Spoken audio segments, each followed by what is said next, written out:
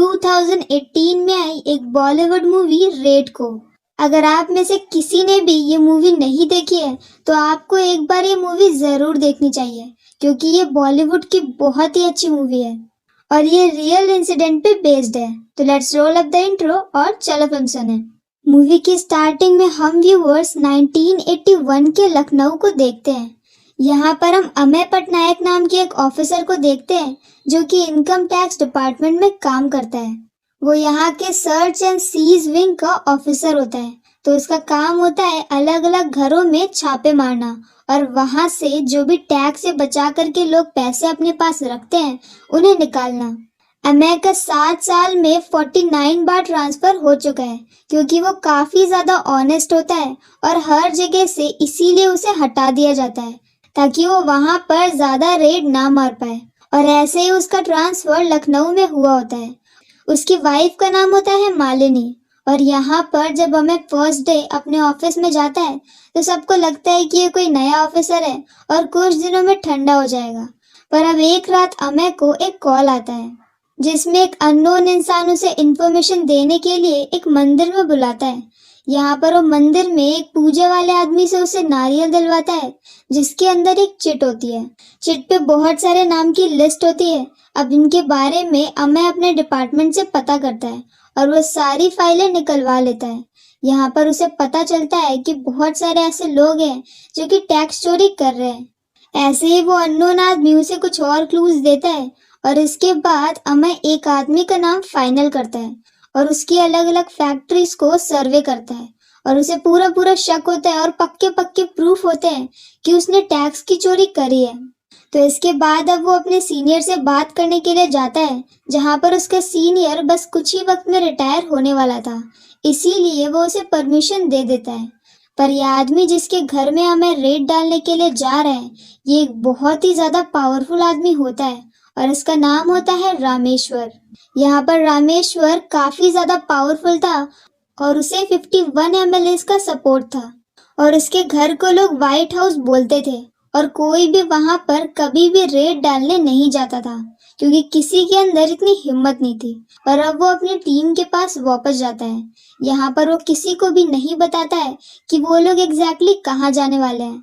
वो बोलता है कि सुबह 5:15 पर वो लोग निकल जाएंगे और उनके पास एक एनवेलप होगा और उसी एनवेलप में इंफॉर्मेशन होगी कि उन्हें कहाँ जाना है और उसके बोलने से पहले कोई भी एनवेलप को ओपन नहीं करेगा। यहाँ अमेय के स्टाफ में होते हैं सुधीर, मुक्ता और भी बहुत सारे लोग, पर सुधीर का यहाँ पर रोल ज्यादा होता है। यहाँ पर सुधीर एक बहुत ज्यादा करप्ट इंसान होता है जो कि लोगों से रिश्वत लेता है और उसे जैसे ही पता चलता है कि कहीं पर रेड पड़ने वाली है तो वो सभी को बता देता है। पर अमेय को ये बातें बहुत अच्छे से पता होती हैं। तो अब सीन शिफ्ट होता है अगली सुबह 5:15 पे। यहाँ पर सभी लोग कार से जा रहे थे और वो लोग जिस रोड से जा रहे थे वो बनारस की तरफ को जाती थी। तो सबको लगता है कि बनारस में कोई होगा जिस पर रेड पड़ने वाली है। पर अब यहाँ पर अमेय चालाकी करता है और वो रोड बदल लेता है। असल में वो बनारस की रोड पर सिर्फ खबरियों को धोखा देने के लिए जा रहा था। और अब वो लोग पहुंच जाते हैं सीतागढ़ में, जहाँ पर सामने व्हाइट हाउस होता है, मतलब कि रामेश्वर का घर। अब यहाँ पर बाकी सभी लोग डर जाते हैं। साथ ही में एक आदमी तो ये भी कहता है कि वो इसी गांव में रहता है, इसीलिए वो अंदर नहीं जाएगा। तो ये देख करके अमेय उसे जॉब से निकाल देता है और अब बाकी लोगों के साथ वो अंदर जाता है। यहाँ पर वो जब दरवाजे पे जाता है तो गार्ड उसे कहता है कि वो यहीं से वापस चला जाए क्योंकि अंदर बहुत सारे लोग हैं जो कि उसे मार सकते हैं। पर यहाँ पर अमेय भी पूरी पुलिस फोर्स के साथ में आया था तो उन्हें दरवाजा खोलना पड़ता है। अब वो यहाँ से रामेश्वर के पास जाता है और उसे बोलता है कि उसके अगेंस्ट वारंट है और उन्हें यहाँ पर छापा मारना है। पहले तो रामेश्वर उसे धमकी देता है, पर यहाँ पर जब अमेय के रिएक्शन बिल्कुल ही नॉर्मल थे तो उसे समझ में आ जाता है कि रेड तो जरूर पड़ेगी। वो अमेय की बेइज्जती भी करता है, पर इसके बाद भी अमेय बहुत ज्यादा शांत होता है और एकदम ही हर चीज प्रोसीजर से कर रहा था। तो अब प्रोसीजर ऐसा होता है कि पहले वो लोग पूरी फैमिली को एक जगह पे इकट्ठा करते हैं और फिर उन्हें बताते हैं कि दिन भर रेड चलेगी, शाम को वो लोग रेस्ट करेंगे और इस बीच कोई भी आदमी घर से बाहर नहीं जा सकता और सारे फोन के लाइंस काट दिए जाएंगे, तो कोई किसी से कांटेक्ट भी नहीं कर सकता है। और जिस भी सामान की उनके पास कोई भी रिसीट नहीं होगी, वो सारा सामान वो जब्त कर लेंगे। पर जाने से पहले थोड़े से पैसे छोड़ के जाएंगे ताकि वो अपने घर का खर्चा चला सके, जब तक ये केस चलेगा तब तक। यहाँ रामेश्वर की फैमिली में उसके 3 भाई होते हैं और एक बेटा होता है और बेटे की वाइफ होती है। बेटे का नाम होता है शशि और वाइफ का नाम होता है तारा। और अब इसके बाद ये लोग यहाँ पर तलाशी शुरू कर देते हैं। ये लोग गद्दों को फाड़ते हैं, सोफों को फाड़ते हैं, गेहूं के ड्रम वगैरह भी चेक करते हैं, पर कहीं भी कुछ भी नहीं मिलता है। यहाँ पर 2 यूनिट ऐसी होती हैं जो कि अलग अलग फैक्ट्रीज में जाकर के चेक कर रही थी, जो भी रामेश्वर की या फिर उसके भाइयों की थी। और वहां पर भी उन्हें बहुत ज्यादा चेक करने के बाद भी कुछ भी नहीं मिलता है। वो लोग यहाँ पर गाय के भूसे, इनफैक्ट गाय के गोबर में भी चेक करते हैं, पर कहीं भी पैसे नहीं मिलते हैं। और जो गहने वगैरह मिलते हैं, उन सभी की रसीद उनके पास मौजूद होती है। अब यहाँ पर अमय को रामेश्वर की माँ दिखती है, जो कि उस वक्त वहां पर सबके साथ फैमिली में नहीं आई थी, क्योंकि वो काफी ज्यादा बूढ़ी होती हैं, इसीलिए वो अपने रूम में थी। तो अब अमय उसका रूम भी चेक करता है। यहाँ पर एक तिजोरी होती है, तो वो जबरदस्ती उसको भी खोलता है, पर उसके अंदर भी कुछ भी नहीं मिलता है। यहाँ एक कुआं बना होता है, तो वो लोग कुएं को भी खाली कर देते हैं, पर उसके अंदर भी कुछ भी नहीं था। और अब बस एक जगह बची होती है, जो कि होता है पूजा घर। तो यहाँ पर सब मना करते हैं कि वो उनकी आस्था का स्थल है, इसीलिए वो लोग उन्हें पूजा घर में नहीं जाने देंगे। तो हमें कहता है कि सभी लोग बेल्ट, वॉलेट और जूते हटा करके पूजा घर में चले जाएंगे। और अब रामेश्वर पूरी तरह से कॉन्फिडेंस में होता है, तो वो भी हाँ बोल देता है। और इसके बाद उन्हें पूजा घर में भी कुछ भी नहीं मिलता है। पर अब जब वापस आकर अमय अपना वॉलेट उठाता है, तो उसे उसके अंदर एक चिट मिलती है और घर का मैप मिलता है। चिट में लिखा था कि वो ये सारे पैसे ढूंढ लेगा, उसकी काबिलियत बहुत ज्यादा है। और फिर उसे घर का मैप दिखता है, तो जिसे देखने के बाद वो एक म्यूरल के पास में जाता है, जिसे कुछ ही वक्त पहले बनाया गया था और वो घर के मैप में मौजूद नहीं था। तो अब वो म्यूरल को तोड़ता है, तो उसके अंदर से बहुत सारे पैसे निकलते हैं। अब रामेश्वर को ये देख करके झटका लगता है, क्योंकि ये पैसे उसके नहीं होते हैं, क्योंकि वो कभी भी घर में पैसे रखता ही नहीं था। वो अपने सारे ब्लैक मनी को पहले ही कहीं और ट्रांसफर कर देता था, और यही रीजन था कि वो इतना ज्यादा कॉन्फिडेंस में था। पर अब उसे पता चलता है कि उसके ही भाई उसे धोखा दे रहे हैं, और ये सारा ब्लैक मनी उन्हीं का है, जिन्हें उन्होंने रामेश्वर से बचा करके रखा था। अब उन्हें यहाँ पर एक अंडरग्राउंड जगह मिलती है, जहाँ पर तो खजानों के बक्से रखे होते हैं।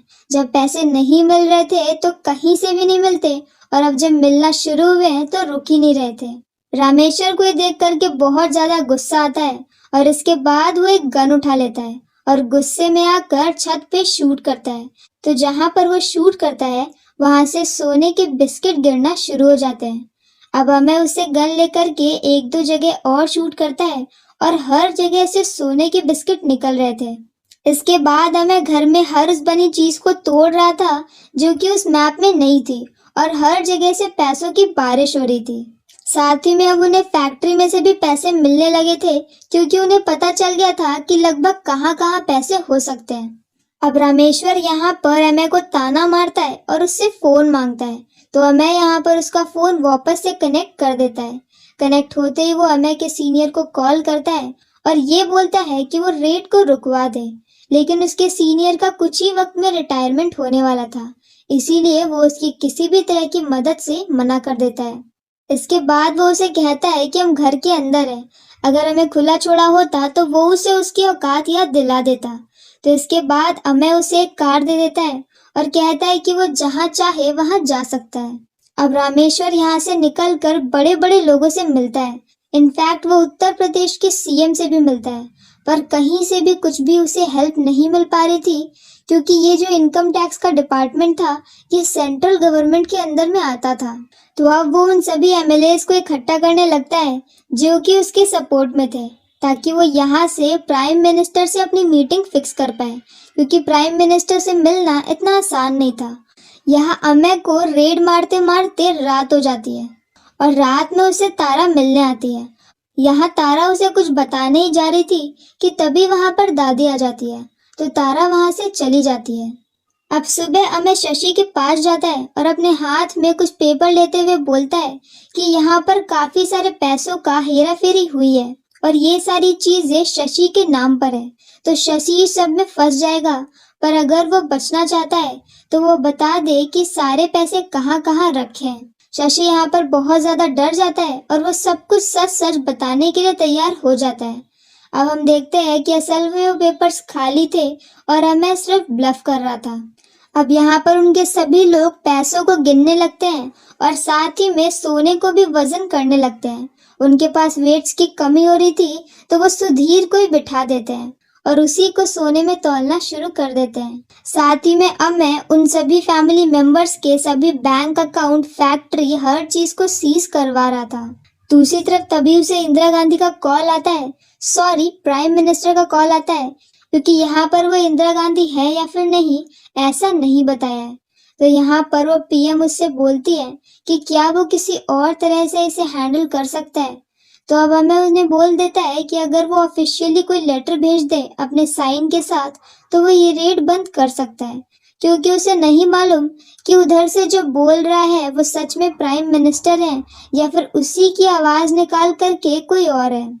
अब कोई भी प्राइम मिनिस्टर इस तरह का कोई भी ऑफिशियल लेटर तो दे नहीं सकते, तो यहाँ से भी रामेश्वर को कोई भी हेल्प नहीं मिलती है और वो वहां से भी वापस आ जाता है। घर आ करके रामेश्वर अमय को रिश्वत ऑफर करता है, पर अमय उसके लिए साफ साफ मना कर देता है। इसके बाद वो अमय की वाइफ के ऊपर अटैक करवाता है, पर वो भी उसमें जैसे तैसे बच जाती है और फिर अमय अपनी वाइफ की सिक्योरिटी बढ़ा देता है। दूसरी तरफ अब उनकी रेड कंप्लीट हो चुकी थी, तो वो लोग सारे पैसों को गिनकर बक्सों में बंद करके सील कर देते हैं और अब यहाँ से उन्हें बाहर निकलना था। पर अब यहाँ पर रामेश्वर ने अपने सभी सपोर्टर्स को बुला लिया था और उनके घर के बाहर गांव की भीड़ लगी थी।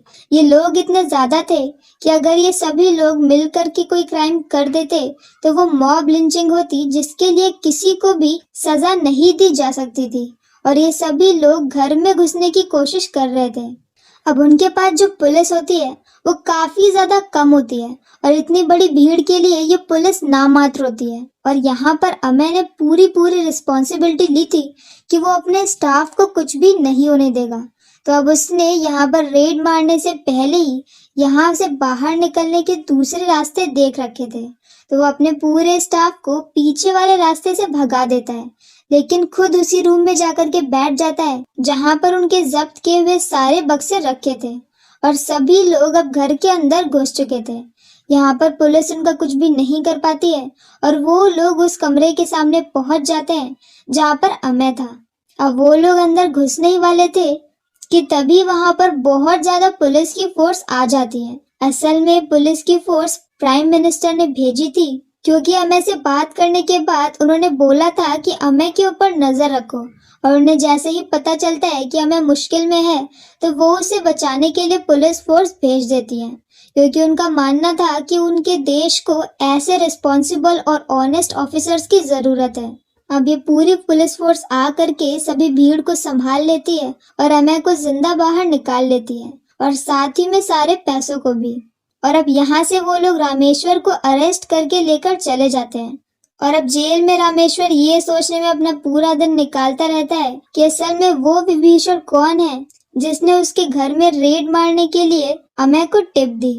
और अब नेक्स्ट सीन फ्लैशबैक में शिफ्ट होता है, जहाँ पर हम देखते हैं कि तारा का एक बीएफ था, उसी ने अमय को टिप दी थी। असल में ये सारा प्लान तारा और उसके बीएफ का मिला हुआ था। तारा की शादी जबरदस्ती शशि के साथ करवा दी गई थी, जिसे वो जरा भी पसंद नहीं करती थी और इसीलिए उसने रामेश्वर से बदला लेने के लिए ये सब कुछ किया था।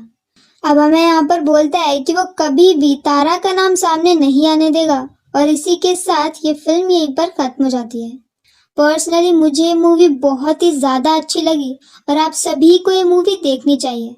तो इसी के साथ मेरा एक्सप्लेन यहीं पर खत्म होता है और अगर आपको मेरी वीडियो पसंद आई हो तो प्लीज हमारे चैनल को लाइक करें, शेयर करें और सब्सक्राइब करें। तो मिलते हैं नेक्स्ट वीडियो के साथ। Bye bye.